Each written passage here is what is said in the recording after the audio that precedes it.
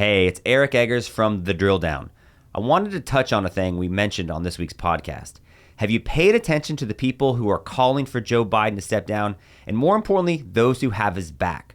Moderates like John Tester of Montana and Mike Bennett from Colorado are saying the American people need to see more. Meanwhile, it's actually the progressives like AOC, Bernie Sanders, and Ilhan Omar who are saying that Joe Biden is who we're going to stick with. Why is that? Well, as we said in this week's podcast, it's because they know what Joe Biden can deliver to them in a second term. Radical progressive policies like tax hikes and the cancellation of medical debt are things people like Bernie Sanders and AOC think Joe Biden will have to deliver if they're able to support him all the way to a second term.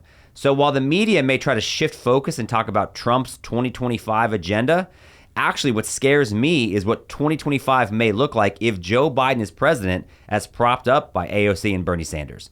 That, among other things, are what we talked about on this week's podcast. Make sure you give it a listen.